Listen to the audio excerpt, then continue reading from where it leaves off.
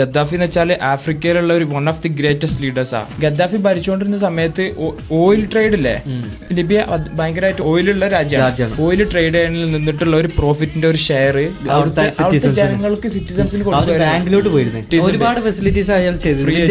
Free education, health care free. പിന്നെ കല്യാണം കഴിഞ്ഞ ആൾക്കാർക്ക് എന്തൊക്കെ കിട്ടും, വീടില്ലാത്തവർക്ക് വീട്, വിദേശത്ത് പോയി പഠിച്ച് തിരിച്ചു വരാനുള്ള സൗകര്യം, electricity bill free.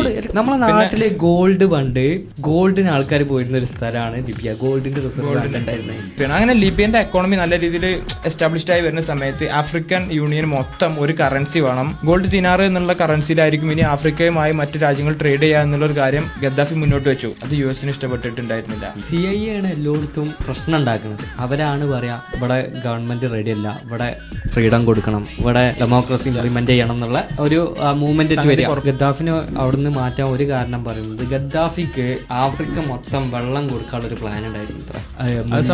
ലിബിയയിലെ big ban project എന്ന് പറഞ്ഞ പ്രോജക്ട് ഇറിഗേഷൻ പ്ലാൻ കൊണ്ടിട്ട് ആ രാജ്യത്ത് കൃഷിയും കാര്യങ്ങളൊക്കെ നല്ല രീതിയിൽ മെച്ചപ്പെട്ടു. അപ്പോൾ ഇയാള് ആഫ്രിക്ക മൊത്തം അംഗീകരിക്കപ്പെട്ട ഒരു ലീഡർ എന്നുള്ള നിലക്ക് ഈ ഒരു പ്രോജക്റ്റിന്റെ ഭാഗമായിട്ട് തന്നെ ആഫ്രിക്ക മൊത്തം അവരെ പട്ടിണിയും കാര്യങ്ങളൊക്കെ ഇല്ലാതാക്കാൻ വേണ്ടിയിട്ടാണ്. ആ സമയത്ത് ലിബിയ ഡെപ്റ്റ് ഫ്രീ കൺട്രിയാണ്. അങ്ങനെ ഒരുപാട് എന്ന് വെച്ചാൽ അത്യാവശ്യം സെൽഫ് സസ്റ്റൈനബിൾ ആയിട്ടുള്ള രാജ്യമായിരുന്നു.